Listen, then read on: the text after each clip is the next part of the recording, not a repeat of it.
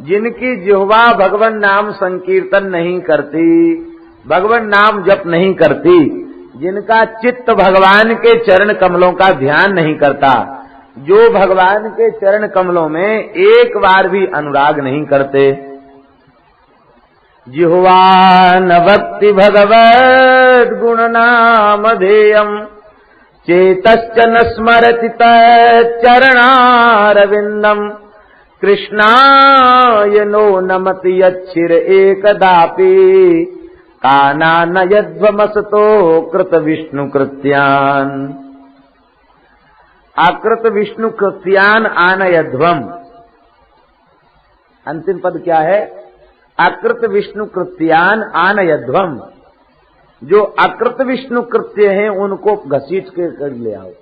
अकृत विष्णु कृत्य का तात्पर्य है मानव जन्म प्राप्त करने के बाद भी जो भगवान की शरण में नहीं गए हैं, भगवान के भजन में नहीं लगे हैं, वैष्णवता से रहित हैं, ऐसे लोगों को घसीट करके नरक में ले आओ। जिनकी जिह्वा भगवान के नाम का उच्चारण नहीं करती, जिनका चित्त कभी भगवान का ध्यान चिंतन नहीं करता, ध्यान नहीं करता, जो भगवान के चरणों में एक बार भी प्रणाम नहीं करते, ऐसे लोगों को घसीट घसीट के ले आओ। और जो वैष्णवता से संपन्न हो, एकादशी व्रत करते हो, तुलसी धारण करते हो, भगवत चंदन धारण करते हो, भगवान नाम का निरंतर जप करते हो, भगवान के आश्रय में जीते हो, ऐसे वैष्णवों को तो नमस्कार करके चले आना। उनके पास हमारी गति नहीं। कथनचित उन वैष्णवों से भी कोई अपराध बन जाए तो उसकी सजा देने की सामर्थ्य भी हमारे में नहीं है। ये यमराज ने कहा, परिहर भगवत कथा सुमत्तान प्रभुरह मन्य नृणाम न वैष्णवानाम। मैं वैष्णवों का स्वामी नहीं हूं, वैष्णवों के एकमात्र स्वामी भगवान हैं। यदि उनसे कोई अपराध भी बन जाता है तो भगवान ही चाहे उन्हें क्षमा करें और भगवान चाहे उन्हें दंड दें। हम अपने संकल्प से वैष्णवों का अनिष्ट नहीं कर सकते। हे पुराण पुरुषोत्तम, हमारे इन दूतों ने आपके पार्षदों के साथ जो वाद विवाद किया, इससे अपराध बना। सेवकों का अपराध स्वामी का होता है, इसलिए मैं मस्तक रख करके भूमि पर प्रणाम करके आपसे प्रार्थ करता हूँ। तत्क्षताम स भगवान पुरुष पुराण। हे पुराण पुरुष भगवान, आप कृपा करके क्षमा कर दें, आप क्षमा कर दें, यही आपके लिए उचित है। हम हाथ जोड़कर आपसे प्रार्थना करते हैं। इस प्रकार से भगवान से क्षमा याचना की। यमदूत कौन बनता है? यमराज ने कहा कि तुम लोग बड़े भाग्यशाली हो, क्योंकि तुम्हें भगवत पार्षदों का दर्शन हो गया। देखो नामाभास की कितनी महिमा है। नामाभास के कारण अजामिल जैसा पापी मुक्त हो गया, और तुम्हें उस नामाभास नाम के पुत्र के ब्याज से नाम का उच्चारण करने वाले अजामिल के निकट जाने पर तुम्हें भगवत पार्षदों का दर्शन प्राप्त हो गया। तुम्हारे ऐसे पुण्य नहीं थे जो भगवान के पार्षद तुम्हें दिखाई देते, क्योंकि यमदूत बनना किसी पुण्य का फल नहीं है, यमदूत बनना पाप का फल है। पाप करके नरक गया और नरक में कष्ट भोगा, फिर धरती पर आया, फिर पाप किया, फिर नरक गया। ऐसे ही कम से कम नरक के 100 चक्कर जब लगा लेता है तो जमराज उसको पहचान जाते हैं, कहते वाह बड़ा भगत है नरक का। भगवान बार बार इसे अवसर देते हैं, लेकिन घूम फिर के हमारे पास आ जाता है। कहते भाई देखो अब कहीं भटको मत, तुमको यही यमदूत बना दिया जाता है। जो ज्यादा बड़े अपराधी होते हैं बार बार जेल जाते हैं, लंबी सजा जिनकी होती है उनको वहां जमादार बना दिया जाता है। ऐसे ही अब तुम क्या करोगे, अलग से किसी को भर्ती करेंगे यमदूत पद पर तो उसको ट्रेनिंग देनी पड़ेगी। इसको ट्रेनिंग भी नहीं देनी है, क्योंकि सब नरकों में भोग भोग करके उसको अनुभव है कहाँ का क्या नियम है, कहाँ की क्या व्यवस्था है। तो इस प्रकार से उसको यमदूत बना दिया जाता है। 100 बार जमलोक जाए तो उसे जमदूत बना दिया जाए। तो पाप के कारण ही तुम जमदूत बने, और अब तुम्हें दर्शन हो गया। ये भगवान के नाम की महिमा है। बहुत अद्भुत यह चरित्र है। श्री सुखदेव जी वर्णन करते हैं, इतिहास मिमम गुह्यम भगवान कुंभ संभव कथयामास मलय आसीनो हरिमर्चयन। इस परम पवित्र इतिहास को अगस्त जी महाराज ने मलयाचल पर्वत पर बैठ करके शालिग्राम की पूजा करते हुए सुनाया था। कहने का तात्पर्य है, सुखदेव जी कहते कि हम विचरण करते हुए एक बार मलय पर्वत पर पहुंचे। वहां क्या देखा कि श्री अगस्त जी महाराज अपने आश्रम में बैठकर शालिग्राम जी की सेवा पूजा कर रहे हैं। जैसे ही मैं पहुंचा, अगस्त जी ने कहा, आइए आइए सुखदेव जी बैठिए, क्या स्वागत करें। कहते बस यही स्वागत, आप ठाकुर जी की सेवा करते रहिए और कोई भगवान की अच्छी बात हमको सुनाइए। तो उस समय अपने शालिग्राम भगवान की पूजा करते हुए अगस्त जी ने ये नामाभास महात्म्य को प्रकट करने वाला अजामिल का चरित्र सुनाया था। एक तो कहने वाला कोई सामान्य नहीं है, महर्षि अगस्त्य, और वो भी कहाँ कह रहे हैं, मलय, परम पवित्र मलय पर्वत पर बैठ करके कह रहे हैं, और वो भी हाथ में शालिग्राम शिला को लेकर कह रहे हैं। ये जो बात बताई है वो इसलिए बताई है कि इसमें अविश्वास मत करो, भगवान नाम की ऐसी ही अपूर्व महिमा है। बोलो भक्तवत्सल भगवान की। समय अभाव है, बहुत चरित्र हैं, कहां तक कोई कहे। गोस्वामी जी ने तो कहा, कहूं कहां लग नाम बढ़ाई, राम न सकहीं नाम गुण गाई। राम जी सर्व समर्थ हैं, लेकिन उनसे कहें कि आप सर्व समर्थ हैं तो कृपया अपनी सामर्थ्य का उपयोग अपने नाम के महात्म्य के कथन में करें। तो राम जी कहेंगे कि हम सर्व समर्थ जरूर हैं, लेकिन अपने नाम की महिमा का वर्णन करने में हम भी समर्थ नहीं। ये भगवान नाम की अतिशय विचित्र महिमा। 4 चोर थे, उन्होंने अपने कूट भाषा के शब्द बना रखे थे लूटमारी करने के लिए। कोई एक जंगल में घूमते फिरते रहते, वो थे साधु नहीं, लेकिन भेष ऐसा बना के रखते तो देखने में चोर डकैत न लगे। तो कोई व्यक्ति उधर से निकलता और वो देख लेते कि हाँ कुछ मालदार है, तो बड़ी जोर से एक चोर चिल्लाता, नारायण। तो दूसरे चोर समझ जाते कि कोई आ रहा है। ये नारायण शब्द का अर्थ उन्होंने समझ रखा था, कोई आ रहा है। श्री वृंदावन बिहारी नारायण कहती आ गया, देखो 4 चोर। नारायण उसका तात्पर्य होता था कि कोई आया है, सावधान हो जाते चोर। तो दूसरा कहता दामोदर। दामोदर का मतलब होता था इसके उदर में दाम है, रुपया है। पहले लोग कमर में बांध के रखते थे रुपया चांदी के, कमर में एक पट्टी सी बना के रखते, उसको कमर में बांध लेते थे धोती के साथ। तो दूसरा कहता दामोदर, इसका मतलब इसके कमर में पैसा बंधे हैं, लूटने लायक है, दामोदर। तीसरा कहता था वासुदेव। वासुदेव माने उन्होंने अर्थ समझ रखा था अपनी सांकेतिक भाषा में कि इसको बांस मारो, डंडा मारो, इसको जाने न पाए। और चौथा कहता हरिहर, छीन के भगा दो इसको, हरण करो और भगाओ इसको। तो वे चोर ऐसे ही 4 नारायण, दामोदर, वासुदेव, हरिहर, ये नाम ले ले करके वो चोरी करते थे। ऐसी पानी बरस रहा था जोर का, और पेड़ के नीचे खड़े होकर के वो चिल्ला रहे थे, वास नारायण, दामोदर, वासुदेव, हरिहर। अब वो उच्चारण उन्होंने किया, इसी बीच बिजली गिरी पेड़ के ऊपर और वे चारों चोर मर गए। भयंकर जमदूत आ गए, भगवान के पार्षद प्रकट हो गए, मार के जमदूतों को भगा दिया। बोले सब कीर्तन करने वाले भगत हैं, चलो बैकुंठ, सबको बैकुंठ ले। वृंदावन के एक महापुरुष थे, पूज्य पंडित श्री रामानुज प्रपन्नाचार्य जी महाराज। साक्षात भागवत के स्वरूप थे। भागवत का जैसा ज्ञान उन्होंने प्रदान किया लोगों को, वैसा ज्ञान अभी इस वर्तमान समय में उतना उदारता पूर्वक सबको भागवत का बोध उन्होंने कराया। महान संत थे, भागवत के स्वरूप थे।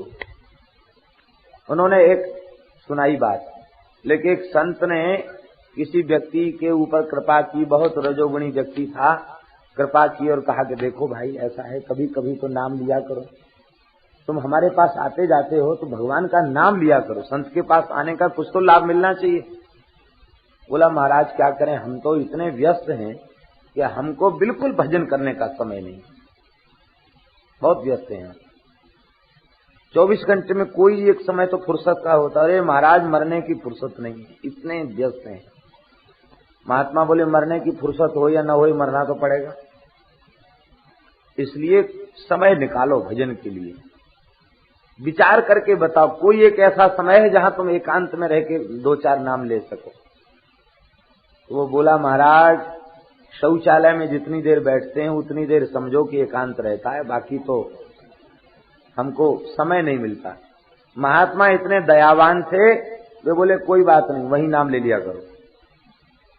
इस कथा को सुन के आप लोग इस विधि को मत अपना लेना। ये तो उस प्रमादी जीव के ऊपर कृपा करने के लिए संत ने ये बात कही। शुचि अशुचि किसी अवस्था में नाम को लेना चाहिए, नाम लो। अब वह बैठ करके सीताराम सीताराम सीताराम करने लग गया। जहां कहीं भगवान नाम होता है वहां हनुमान जी प्रकट हो जाते हैं, क्योंकि नाम प्रेमी है। यत्र यत्र रघुनाथ कीर्तनम तत्र तत्र कृतमस्तकांजलिम वाष्प वारि परिपूर्ण लोचनम मारुति नमत राक्षसांतकम।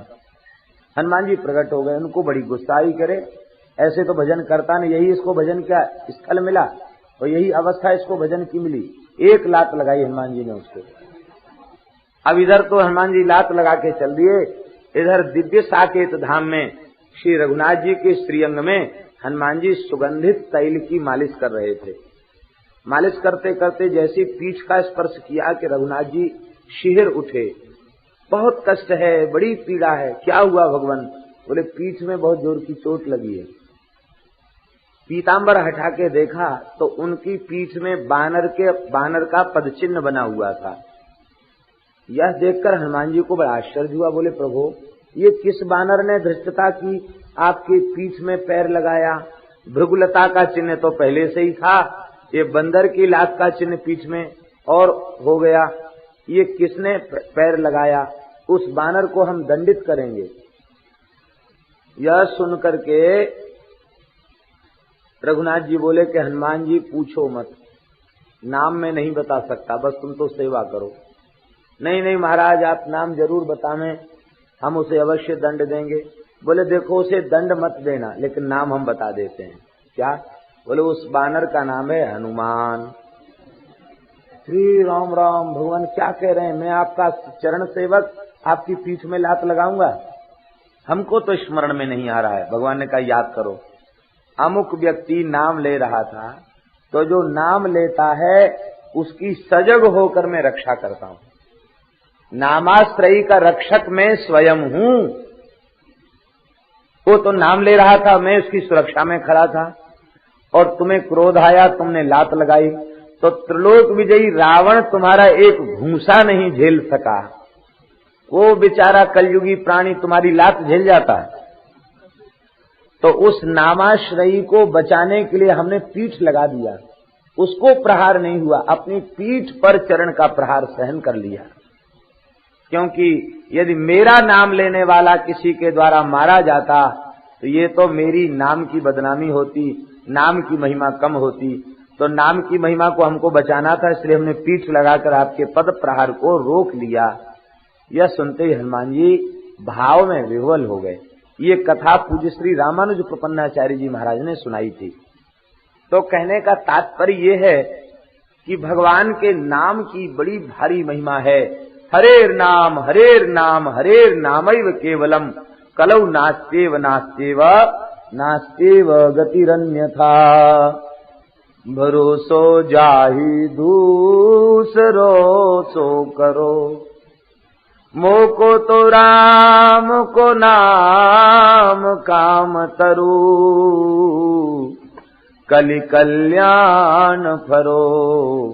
भरोसो जाहि दूसरो सो करो।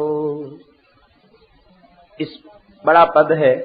इस पद में तुलसीदास जी ने अपनी दुर्दशा का भी वर्णन किया। जब हम नाम से विमुख थे तब क्या गति थी।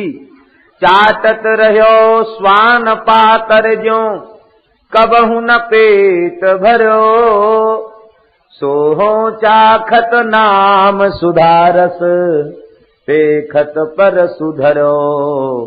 भरोसो जाहि दूसरो सो करो। शंकर साखी जो राखी कहो कछु, तो जरि जीह गिरो, अपनो भलो राम नाम हिते, तुलसी समुझि परो। अंत में गोस्वामी जी ने कहा, लाखन में एक बात तुलसी बताए जात, जन्म जो सुधारो चाहो तो राम नाम। नाम की बहुत बड़ी महिमा है। नाम के बिना रूप की प्राप्ति नहीं हो सकती। नाम के बिना संसार की वस्तु नहीं मिल सकती। भगवान मिले बिना नाम का आश्रय लिए भगवान मिले, ये तो संभव ही नहीं है। नाम के बिना संसार की वस्तु नहीं मिल सकती। आप कहीं जाकर किसी भोजनालय में बैठ करके और आप कहें द्यो द्यो द्यो, परोसने वाला पूछे क्या दें, बोले द्यो, अंत में वो कहेगा इसको धक्का दो, भगाओ यहां से। वस्तु का नाम नहीं बताता है, कहता द्यो द्यो, धक्का दे के भगाओ इसको यहां से। साग भाजी बिना नाम बताए नहीं मिल सकती, संकेत करना पड़ेगा, और जो संकेत किया जाएगा वो नाम ही तो होगा। भगवान बिना नाम के आश्रय की कैसे मिलेंगे। इसलिए भगवान नाम का दृढ़ता पूर्वक आश्रय। भगवान का नाम बहुत बड़ी महिमा है नाम की। श्री चैतन्य महाप्रभु जी ने एक श्लोक में नाम का संग्रह किया है। नाम महात्म्य का बहुत सुंदर श्लोक है। चेतो दर्पण मार्जनम भव महादावाग्नि निर्वापणम, श्रेयः कैरव चंद्रिका वितरणम, विद्यावधू जीवनम, आनंदाम्बुधिवर्धनम प्रतिपदम, पूर्णामृतास्वादनम, सर्वात्मस्नपनम परम विजयते, श्री कृष्ण संकीर्तनम। भगवान नाम कैसा है। चेतो दर्पण मार्जनम, चित्त रूपी दर्पण जो वासना अविद्या के कारण अतिशय मलिन हो चुका है, उसे पवित्र करने वाला भगवान नाम है। चेतो दर्पण मार्जनम, संसार में लगी भई भयंकर रागत द्वेष की आग को बुझाने वाला भगवान नाम है। भव महादावाग्नि निर्वापणम, श्रेयः कैरव चंद्रिका वितरणम, कल्याण रूप चंद्रिका का विस्तार करने वाला भगवान नाम है। विद्या रूपी बधू का तो जीवन धन है नाम। इसका तात्पर्य है कि बड़े से बड़ा विद्वान भी यदि नाम में अनुराग न रखे, भजन में अनुराग न रखे, तो उसकी विद्या विधवा है, मंगल से शून्य है। विद्या की सफलता, ज्ञान की सफलता भगवान नाम में अनुराग करने पर ही है। विद्या रूपी वधू का जीवन धन है नाम। विद्या वधू जीवनम, यह नाम कैसा है। आनंदाम्बुधिवर्धनम, आनंद के समुद्र को बढ़ाने वाला है। प्रतिपदम पूर्णामृतास्वादनम, प्रत्येक क्षण में पूर्ण अमृत का आस्वादन कराने वाला है। संसार में बड़े बड़े गीत प्रसिद्ध होते हैं, 2-4 साल गाए खत्म भए, लेकिन अनंत काल से भगवान नाम महामंत्र का कीर्तन हो रहा है। अब तक उसमें स्वाद कम हुआ। जितना कीर्तन करते चले जाओ उतना स्वाद बढ़ता चला जाएगा। नाम कभी पुराना नहीं होता, भगवान का चरित्र कभी पुराना नहीं होता। प्रतिपदम पूर्णामृतास्वादनम, और नाम कैसा है, बोले सर्वात्मस्नपनम परम विजयते, श्री कृष्ण संकीर्तनम, अपने अंतःकरण के संपूर्ण मल को धो देने वाला भगवान का नाम है। अंतःकरण में फिर कोई मल नहीं रहता। ऐसे भगवान नाम की जय हो। संपूर्ण ज्ञान की, उपासना की, शास्त्र के बोध की, समस्त विद्याओं की सफलता इसी में है कि भगवान नाम में अनुराग हो जाए, और नहीं तो सब व्यर्थ है। एक बहुत बड़े विद्वान हुए कबीर पंथ में, उनका नाम हुआ श्री पद्मनाभाचार्य जी महाराज। कबीर जी के शिष्य थे पद्मनाभ जी। इनको सरस्वती ने प्रकट होकर दर्शन दिया था, तुम्हें कोई शास्त्रार्थ में परास्त नहीं कर सकेगा। और दिग्विजय करते हुए बनारस पहुंचे। सैकड़ों बैलगाड़ियों में ग्रंथ थे इनके पास, जिस पंडित को हराते उसी के सारे ग्रंथ छीन लेते और बैलगाड़ी में भर के ले चलते।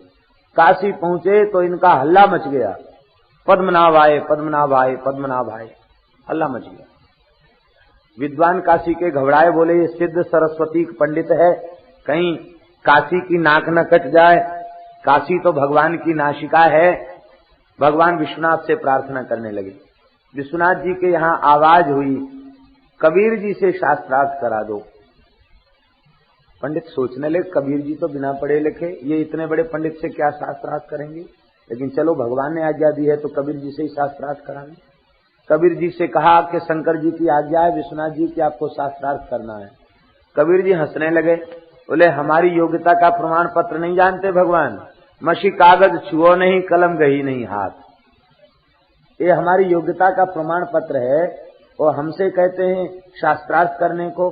कोई बात नहीं, बड़े लोगों की आज्ञा में शक्ति होती है, उन्होंने आज्ञा दी है तो हम आज्ञा का पालन करेंगे, लेकिन हम कहीं शास्त्रार्थ करने जाएंगे नहीं। उस पंडित को यहीं बुलाओ। लोग ब्राह्मणों ने कहा महाराज एक अकेले कबीर को परास्त कर दो, सारी काशी के विद्वान परास्त हैं, आपको विजय पत्र लिख दिया जाएगा। कबीर जी के पास पद्मनाभ जी पहुंचे। कबीर को देखते ही वे समझ गए कि बिना पढ़ा लिखा है, ऐसी भोला भाला साधु है।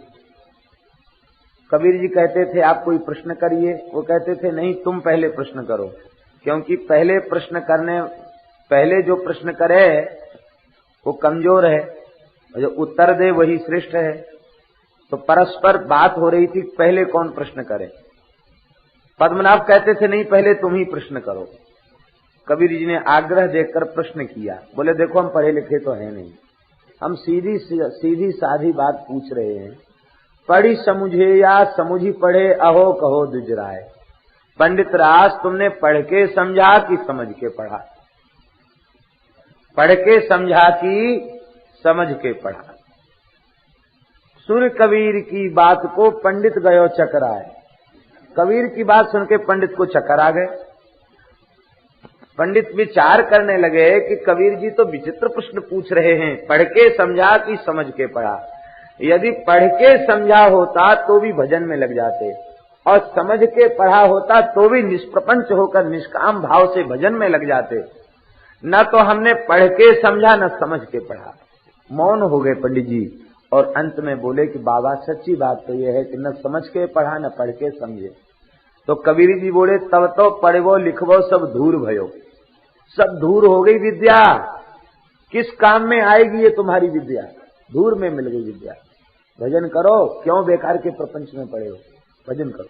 तत्वज्ञ पुरुषों की वाणी सीधे प्रभाव करती है जीव के ऊपर। कबीर जी के सामने वे इतने हतप्रभ हो गए कि आगे कुछ कह ही नहीं सके और उनको हार माननी पड़ी, कुछ नहीं बोले, उठ के चल दिए। अब तो महाराज जब आप उठ करके चल दिए, एक पीपल के नीचे बैठ के संध्या कर रहे थे। देखो भगवान के भक्त कल्याण करते हैं। कबीर जी के हृदय में इस ब्राह्मण को देख के दया आ गई, बोले इसका कल्याण हो जाए। तो ठाकुर जी ने एक लीला रची। वो तो बैठ के संध्या कर रहे थे और वहां उनको पीपल के पेड़ पर प्रेतों का झगड़ा सुनाई पड़ा। प्रेत झगड़ा कर रहे थे। झगड़ा इस बात का था कि एक नया प्रेत आकर एक डाली पर बैठा, तो दूसरे प्रेत जो वहां रहते थे वो कहने लगे कि देखो यहां मत बैठो और कहीं बैठ जाओ, इस पर मत बैठो इस डाली पर। क्यों? कहती है डाली पहले से आरक्षित है। किसके लिए? कहते पद्मनाभ के लिए। अब पद्मनाभ जी नीचे बैठे थे, अरे हमको प्रेत बनना पड़ेगा, मन में सोचने लगे हमको प्रेत बनना पड़ेगा। दूसरा प्रेत कहता है इतने बड़े पंडित को प्रेत क्यों बनना पड़ेगा? कहते इतने बड़े पंडित को प्रेत इसलिए बनना पड़ेगा क्योंकि शास्त्र में लिखा है जो ब्राह्मण को शास्त्रार्थ में परास्त करके अपमानित करता है, गुरु को तू करके हूं करके बोलता है, कहते ऐसा वह व्यक्ति पिशाच बनता है। स्मृतियों में लिखा है गुरुम तुम कृत्य हुं कृत्य विप्रम निर्जित्य वादता। गुरु को तू करके हूं करके बोले, ब्राह्मण को शास्त्रार्थ में परास्त करे, गुरुदेव की अवज्ञा करे, उनको उत्तर दे, तो क्या होता है? कहते पिशाचो भवति ध्रुवम, निश्चित ही उसे ब्रह्म पिशाच बनना पड़ता है। तो इतने ब्राह्मणों को इसने शास्त्रार्थ में परास्त किया है, ये देवता थोड़ी बनेगा, इसको तो पिशाच बनना ही है। हरिशरणम, इसको तो 50 पिशाच बनना ही है। अब तो दूसरा प्रेत बोला कि ये इतना बड़ा पंडित पिशाच न बने, इसकी सदगति हो जाए, इसका कोई उपाय है? बोले हाँ, एक उपाय है, ये सारी विद्या का अभिमान छोड़कर कबीर जी का आश्रय ले ले, कल्याण हो जाएगा। अब तो ये भगे और भग करके कबीर जी के पास आए। बोले बस अब सब विद्या हमने छोड़ दी, गंगा जी में बहा दी, अब सब विद्या को गंगा में बहा दिया, अब आप पढ़ाई पढ़ाओ हमको। कबीर जी बहुत हंसे, बोले बिना पढ़े लिखे साधु के पास, एक गंवार साधु के पास इतना बड़ा विद्वान पढ़ने आया है, दुनिया क्या कहेगी? कहते दुनिया को जो कहना उसको कहने दो, अब आप अपनी पढ़ाई पढ़ाइए। कबीर जी ने हंस करके कहा, पद्मनाभ जी हमारे पास केवल 2 अक्षर की पढ़ाई है, राम, बस 2 अक्षर की पढ़ाई हमारे पास है, तीसरा अक्षर हमारे पास है, हम तो 2 ही अक्षर की पढ़ाई पढ़ाएंगे। कबीर जी का एक पद है, नहीं छाणु बाबा राम नाम, नहीं छाणु बाबा राम नाम, मुहि और पढ़न सो कौन काम, नहीं छाणु बाबा राम नाम। कबीर जी ने उपदेश दिया। क्या उपदेश दिया? कबीर कृपाते परम तत्व, पद्मनाभ पर चोलयो। परम तत्व क्या है? नाम महानिधि, सबसे बड़ा खजाना नाम है, आप समझते जाएंगे। नाम महानिधि, मंत्र, सबसे बड़ा मंत्र नाम है। नाम ही सेवा पूजा, जप तप तीरथ नाम, नाम बिन और न दूजा। नाम प्रीति, नाम वैर, नाम कहे नामी बोले, नाम अजामिल साखी, नाम भव बंधन से खोले। भवबंधन से खोलना क्या है? बोले नाम लेत भव सिंधु सुखाही, करहु विचार सुजन मन माही। नाम अजामिल साखी, नाम भव बंधन से खोले। नाम अधिक रघुनाथ से, राम जी से बड़ा नाम है।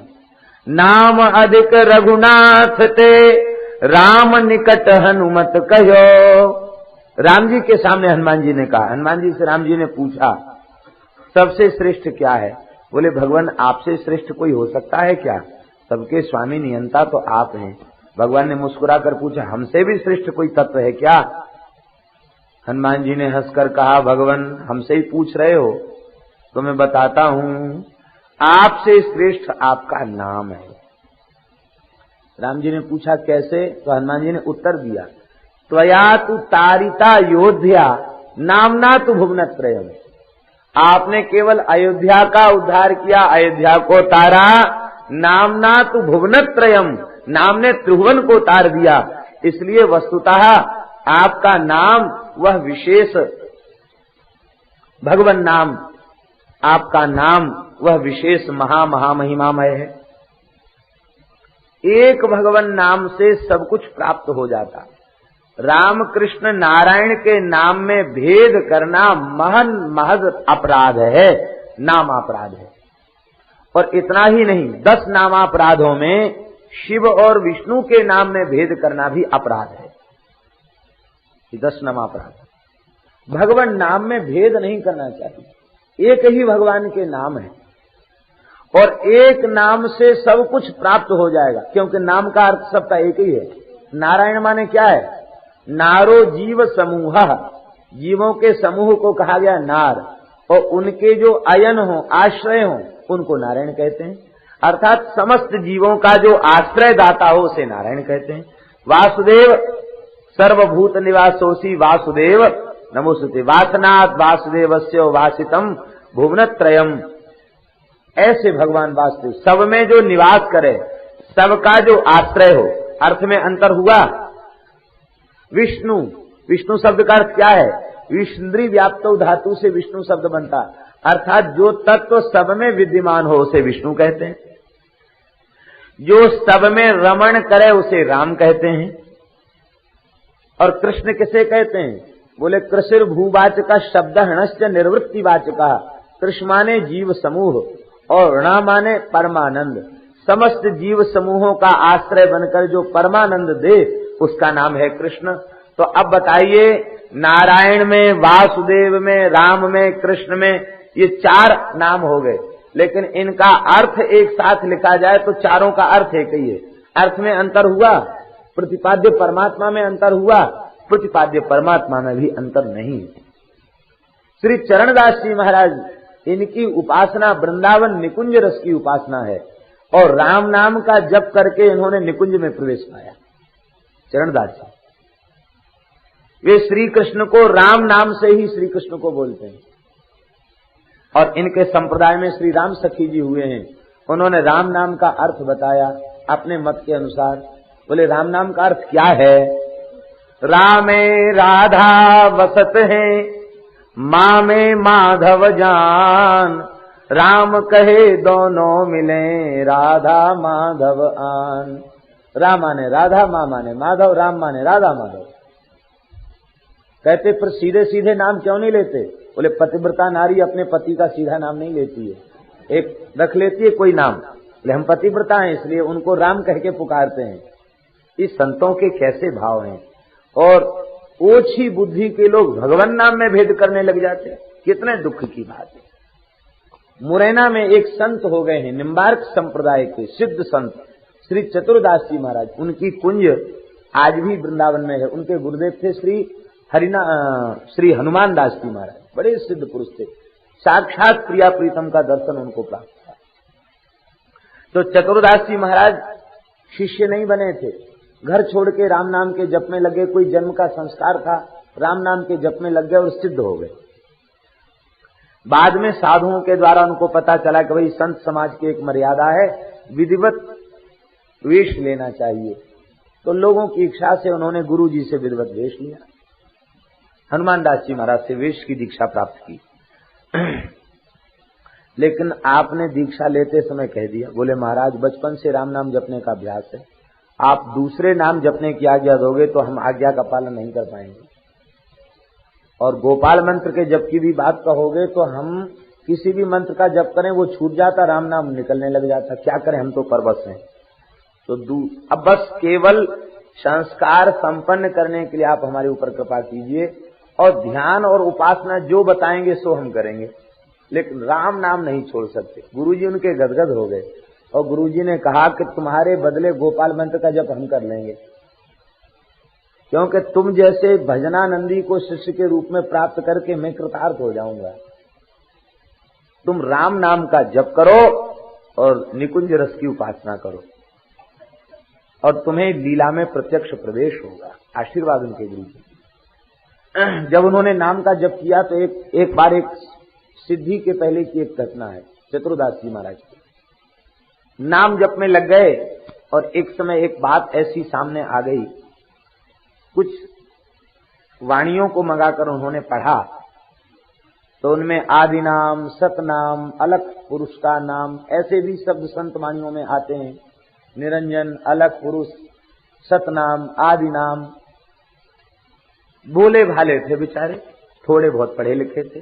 वो सोचने लगे कि आदि नाम, सतनाम, अलख नाम कोई दूसरा है और राम नाम कोई दूसरा है क्या। चक्कर में आ गए, रोने लगे। बोले अरे हमारी तो इस ग्रंथों को पढ़ने से नाम में श्रद्धा में कमी आ गई, मैं क्या करूं, हाय मेरा तो बड़ा अनर्थ हो गया, मैं क्या करूं। दुखी हो गए, दुखी होकर भगवान को पुकारने लगे। तो साक्षात श्री हनुमान जी महाराज सामने प्रकट हुए। उनके रोम रोम में राम नाम लिखा था और उनके हाथ में एक झंडा था, ध्वजा, और उस ध्वजा में राम नाम लिखा था। श्री राम जय जय राम नाम लिखा था भगवान का। और उसमें क्या लिखा था? शांति से बैठे हूं, खेलने दो। उसमें नाम लिखा था, उस ध्वजा में ये शब्द लिखा था कि जिसे संतों ने आदि नाम सत्य नाम कहा है वह राम नाम है, विश्वास पूर्वक जपो। ये उसमें आदेश लिखा था। हनुमान जी से बातचीत नहीं हुई, ध्वजा में लिख रही थी बात, उसको उन्होंने पढ़ा। बस फिर वे भजन में लग गए और 1 अरब नाम का जप करने के बाद बाहर प्रकट हुए, बाहर आए। 1 अरब नाम के जप करने के बाद वो लोगों के मध्य आए। उसके पहले तो नाम जपने लगे रहे। मोर का गला देखा है आपने? मोर का गला ऐसे ऐसे ऐसे ऐसे चलता रहता। वो गंभीर निद्रा में होते तो उनके कंठ से राम नाम निकलता रहता था, कंठ चलता रहता था। कितने प्रेमी अभी भी हो मौजूद उनके शिष्यों में, कहा कि गुरु जी की सेवा करते समय उनके रोम से भगवान नाम की ध्वनि हमने सुनी। ऐसे नाम जापते। एक बहुत बड़े कोई विद्वान महामंडलेश्वर सन्यासी महात्मा मुरैना में प्रवचन करने आए गीता के ऊपर, थे कोई ऐसे ही। तो उन्होंने कहा कि ये तो तत्व का चिंतन करना चाहिए, तत्व का विचार करना चाहिए, ये राम नाम लेना तो मूर्खों का धंधा है, ये उन्होंने कहा। ओ महाराज चतुर्दास जी सभा में बैठे थे, वृद्ध थे, वो पता नहीं उनको कहां से आवेश आ गए, एक छलांग लगा के मंच पर चढ़ गए और उठा के उन मंडलेश्वर जी को धड़ाम से पटक दिया। और ऐसी प्रकृति उनकी थी नहीं, लेकिन नाम में इतनी रति थी कि नाम के विरुद्ध वे सहन नहीं कर सके, उठा के पटक दिया। और देहाती भाषा में बोले, वही मुरैना क्षेत्र की भाषा में, उनका अचला पकड़ के छाती में घूंसा लगा के बोले, इत वित की बातें क्यों करे, हिये में राम नाम धल ले, हिये में जाई से कल्याण होएगो, नहीं तो नरक जाएगो, नरक जाएगो नरक, राम नाम हिये में धल ले, ऐसे बोले। आश्चर्य, लोग घबरा गए कि जे इन्होंने क्या किया। लेकिन एक बहुत बड़ा आश्चर्य हुआ। क्या? बोले वो जो विद्वान थे वे इस घटना के बाद मौन हो गए और राम नाम लेने में लग गए और उनका कल्याण हो गया। क्रोध किया उसका भी कल्याण हो गया। एक बार जिसकी ओर देखकर वे कह देते, भैया इत वित की बातें क्यों करो, राम राम करो, वो ऐसा प्रभाव होता उनकी वाणी का, वो राम नाम लेने में लग जाता। वे अपने जीवन में जब उपस्थित थे तो भेड़ बकरी चराने वाले राम नाम कीर्तन करते, वे भी हजारा लेकर के लाख लाख नाम जपते थे, भेड़ बकरी चराने वाले। तो उन्होंने कुछ उनके दोहे भी प्रसिद्ध हैं चतुर्दास जी महाराज के, उन्होंने वर्णन किया है कि हमको राम नाम के जप से ही युगल सरकार की प्राप्ति भई, वृंदावन रस की प्राप्ति भई, इस बात को उन्होंने स्वीकार किया है। कहने का तात्पर्य है कि हमारे हृदय में निष्ठा होनी चाहिए नाम के प्रति, और जिस नाम के प्रति प्रीति हो जाए, निष्ठा हो जाए, बस लग जाए, अनन्य निष्ठा पूर्वक लग जाए, एक से ही सब कुछ प्राप्त हो जाए। एक ही साधन सब रिद्धि सिद्धि साधरे, भलो जो है पोच जो है दाहिनो जो बामरे, राम नाम ही सो अंत सभी को कामरे। राम नाम की महिमा को संतों ने विशेष रूप में इसलिए गाया है, लेने की दृष्टि से यह अतिशय सुगम है, सरल है, कोई भी व्यक्ति राम राम कह सकता है, कर सकता है। और दूसरे नाम लेने में थोड़ी सी कठिनाई है, उतनी सरलता नहीं है। ये 2 अक्षर का नाम है, राम राम राम राम, मरा मरा कहने पर भी राम राम हो जाता है, मरा मरा कहने पर भी राम राम हो जाता है। उल्टा नाम जपते जग जाना, वाल्मीकि भय ब्रह्म समाना। ये नाम की विशिष्ट महिमा है। श्री वृंदावन बिहारी लाल। एक गांव है इधर दौसा के पास में, तो गुजरों का गांव, एक पंडित जी रहते हैं। उन्होंने कहा, भाई देखो हम लोगों को थोड़ा कीर्तन करना चाहिए। एकादशी को कीर्तन रखा, हरे राम राम राम हरे हरे, हरे कृष्ण कृष्ण करे हरे, कृष्ण कृष्ण हरे हरे। तो ब्राह्मण बोले कि आधा तो हम बोलेंगे, आधा तुम बोलना। बेचारे गुजर भोले भाले मीणा गुजर, वो कृष्ण कह नहीं पावे, तो कृष्ण कृष्ण कृष्ण कृष्ण ऐसे करते रह गए। सवेरे बोले कि पंडित जी कौन जन्म की दुश्मनी भजाई हमसे, क्यों? कहते कि संस्कृत वाला तो श्लोक हमको दे दिया और हिंदी वाला तुमने ले लिया। वो पंडित जी सुनाते हैं इस घटना को। अरे बोले हिंदी संस्कृत इसमें नहीं है, भगवान का नाम है। कहते भाई हम तो राजस्थानी बोले कि काई करूं, तो हम तो राम नाम लेते हैं, बचपन से राम नाम ही जानते। तो कहने का अर्थ यह है कि गंवार आदमी भी वो सरलता पूर्वक ले सकता है, उच्चारण में कठिनाई नहीं है, इस दृष्टि से ही कहा गया। और वास्तविकता ये कि जिस नाम में विशिष्ट अनुराग हो, सभी भगवान के नाम एक हैं, उनको जपना चाहिए। आभरण नाम हरि साधु सेवा कर्म फूल। भक्ति महारानी के आभूषण है भगवान नाम। तो जितने नामों का कीर्तन करोगे भक्ति महारानी उतनी सुसज्जित होंगी, उतनी श्रृंगारित होंगी। इसलिए वैष्णवों के यहाँ श्री विष्णु सहस्त्र नाम, गोपाल सहस्त्र नाम, राम सहस्त्र नाम, इनके पाठ की विधि है, क्योंकि इन सहस्त्र नामों का पाठ करने से और भक्ति महारानी का श्रृंगार होता है। कहने को राम सहस्त्र नाम, गोपाल सहस्त्र नाम, विष्णु सहस्त्र नाम 3 हैं, नाम सब एक ही है, सब में मिलाकर के नाम सब एक ही। नाम अलग से कहां से आएंगे, भगवान के नाम सब एक ही हैं। इसलिए नाम का आश्रय लेना चाहिए। एक ही एक सिखावत जपत न आप, तुलसी नाम प्रेम कर बाधक पाप। एक दूसरे को नाम की शिक्षा देते हैं, स्वयं जप नहीं करते। क्यों? बोले तुलसी नाम प्रेम कर बाधक पाप। इसलिए भगवान नाम का आश्रय लेना चाहिए। भगवान ने अपने नाम में संपूर्ण शक्ति विराजमान कर दी है। नामना मकारी बहुधा निज सर्व शक्ति ही, तत्रार्पिता नियमत स्मरणेन कालः, एतादृशी तव कृपा भगवन् ममापि, दुर्दैव मिदृशमिहा जनिनानुरागः। ऐसी कृपा आपकी हमारे ऊपर है, लेकिन फिर भी हमारा दुर्भाग्य है, ऐसे महा महिमामय नाम में हमारा अनुराग प्रकट नहीं हुआ। संसार का बड़ा आश्चर्य यही है। सुलभम भगवन नाम, भगवान का नाम सबके लिए सुलभ है, जिह्वा बस में है। तथापि नरकम यान्ति किमाश्चर्य मतः परम, फिर भी जीव नरक जाता है, इससे बड़ा आश्चर्य और कोई दूसरा नहीं। भगवान के नाम का आश्चर्य, सबका सार एक ही है। अब तक जितने भक्त संत महापुरुष आचार्य हुए हैं, उन सब ने, आज जो वर्तमान में उच्च कोटि के महापुरुष हैं उन्होंने, और आगे जो भविष्य काल में महापुरुष होंगे उन्होंने, सबका सार एक ही है। जीव मात्र का कल्याण सरलतम विधि से होगा। कैसे? बोले निष्ठा पूर्वक नाम का आश्रय, बस सबका सार यही है। समस्त संत वाणियों का सार है भगवान नाम का आश्रय। भगवान नाम का आश्रय लेना चाहिए। बोलो भक्तवत्सल भगवान की। श्री गंगा जी से हम सब प्रार्थना करते हैं, ठाकुर जी से प्रार्थना करते हैं, आपके परम पावन महिमामय नाम में हम सबकी रति हो। श्रीमन नारायण नारायण नारायण,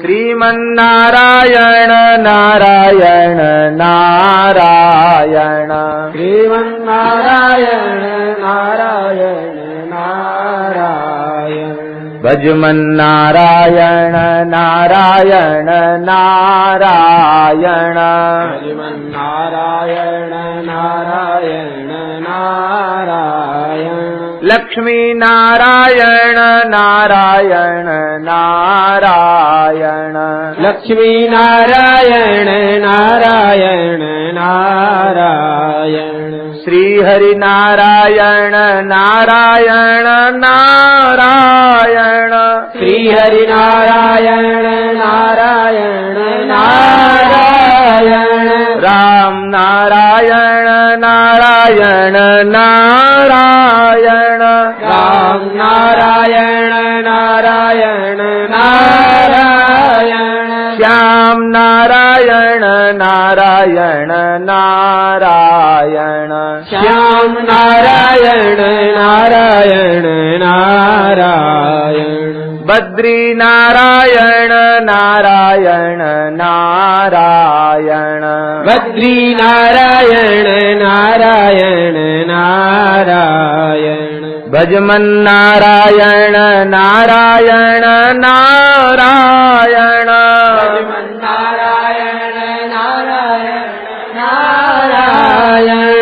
भजमन नारायण नारायण नारायण भजमन नारायण नारायण नारायण श्री राम नारायण नारायण नारायण राम नारायण नारायण नारायण। श्री भगवान नाम महाराज की जय जय श्री राम। प्रचेताओं के यहाँ दक्ष प्रकट हुए, 11,000 पुत्र उत्पन्न हुए। नारद जी ने सबको विरक्त बना दिया। दक्ष ने 60 कन्याओं को उत्पन्न किया और उनसे वंश का बहुत बड़ा विस्तार हुआ। इंद्र ने बृहस्पति का तिरस्कार किया, प्रणाम नहीं किया। बृहस्पति अंतर्धान हो गए। क्यों अंतर्धान हुए? उसका एकमात्र कारण यही था, महत पुरुष की अवज्ञा कोई करने लग जाए शिष्य, तो उसमें गुरु का कर्तव्य है कि वो अलग हो जाए। क्यों? वो जितनी अवज्ञा करेगा उसका अनिष्ट होगा। तो जिसका एक बार कल्याण का चिंतन किया उसका अनिष्ट नहीं होना चाहिए। तो बृहस्पति जी ने विचार किया कि अभी तो पहला प्रमाद है, हम आए उठकर खड़ा नहीं हुआ, अब और ज्यादा हम इसको छूट दे देंगे तो और ज्यादा अपराध करेगा, इसका और पतन हो जाए। इसलिए वे अंतर्धान हो गए। जैसे ही अंतर्धान भये, दैत्यों ने स्वर्ग पर अधिकार कर लिया और इंद्र ब्रह्मा जी के पास रोते हुए पहुंचे। ब्रह्मा जी ने बहुत फटकार लगाई, कहा तुम लोग बार बार गलती करते हो और फिर हमारे पास रोते हुए आते हो। तुमने गुरु का तिरस्कार किया।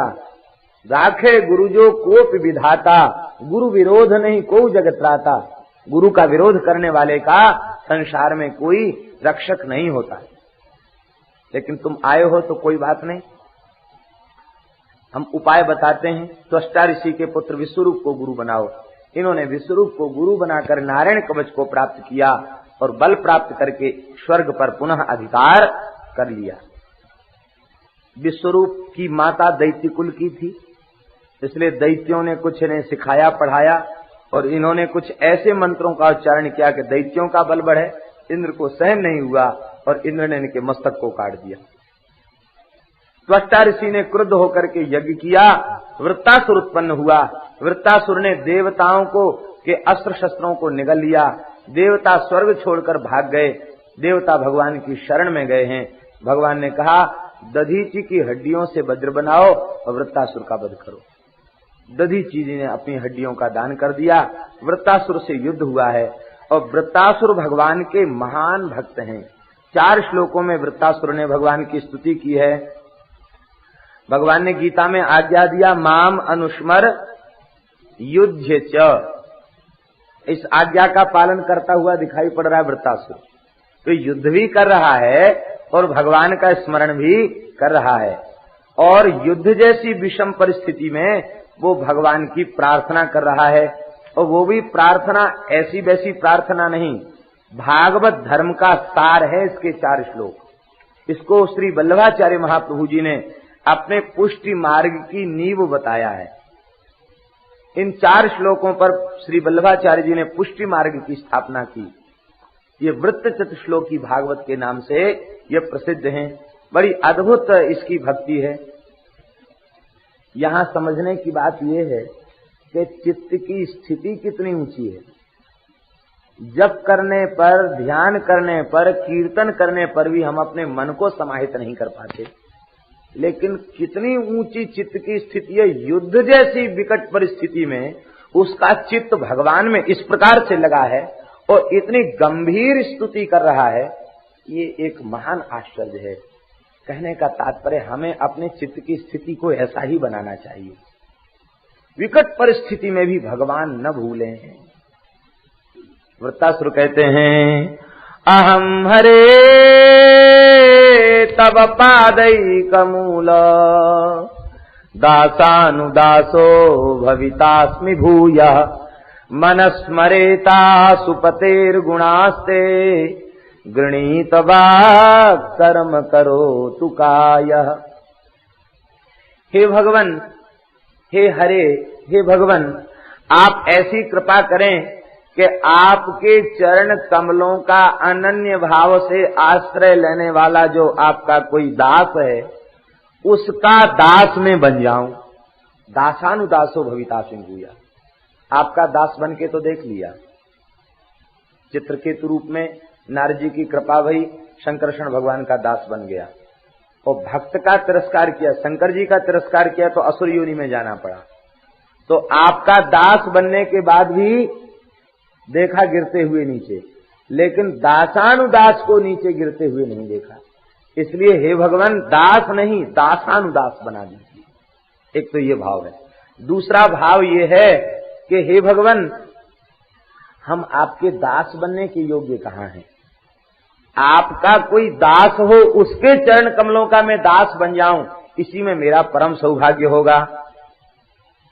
भवितास्मि, भवितास्मि का तात्पर्य है कि इस जन्म में ही नहीं, अन्य कोई हमारे जन्म हो तो उनमें भी मैं भागवतों के चरण कमलों का दास ही बनूं, आपके संतों के चरणों का दास बनूं, और मेरा मन निरंतर आपके गुणों का स्मरण करता रहे, हमारी वाणी आपकी स्तुति करती रहे, और कर्म करो तु काया, हमारा शरीर आपके निमित्त कर्म करे। यहां देखो, इंद्रियों को नहीं कहा, काय को कहा। इसका तात्पर्य है केवल इंद्रियों से आपकी भक्ति करूं ऐसा नहीं, अपितु इंद्रियाश्रयो काया, इंद्रियों का जो आश्रय है वो काय है। इसका तात्पर्य रोम रोम से मैं आपकी उपासना करूं, केवल इंद्रियों से नहीं, रोम रोम आपके लिए समर्पित हो जाए, ऐसी आप कृपा कीजिए। भगवान ने कहा, वृत्तासुर, इस अनन्य निष्ठा से तुम हमारी उपासना करना चाहते हो तो तुम्हें चाहिए क्या? कुछ अभीष्ट है क्या? तीव्र भक्ति योग के द्वारा कोई कुछ न कुछ चाहता है तब तेजी से लगता है, तुम्हारी चाह क्या है? वाह, ये निष्कामता की चरम अवधि है, परम निष्काम भक्त है ये वृत्तासुर। वे कहते हैं, ननाक पृष्ठम न च पारमेष्ठ्यम न सार्वभौमम न रसाधिपत्यम न योग सिद्धि रपुनर्भवम्बा समंजसत्वा विरहय्यकांक्षे। इस श्लोक में संबोधन क्या है? समंजस। हे समंजस, समंजस माने, समंजस शब्द का अर्थ होता है प्राण बल्लभ, प्राण प्रियतम। हे प्राण प्रियतम, मैं तुम्हें छोड़कर कुछ भी नहीं चाहता। स्वर्ग का राज्य नहीं चाहता, इंद्र पद नहीं चाहता, ब्रह्मा जी का पद नहीं चाहता, चक्रवर्ती सम्राट का पद नहीं चाहता, रसातल का राज्य नहीं चाहता, योग की सिद्धि नहीं चाहता, भोग और मोक्ष भी नहीं चाहता। हे प्राण बल्लभ, मैं तो केवल तुम्हें चाहता हूँ, तुम्हें छोड़कर कुछ दूसरी वस्तु मुझे नहीं चाहिए, केवल मैं तो तुम्हें ही चाहता हूँ। और क्या चाहता हूँ?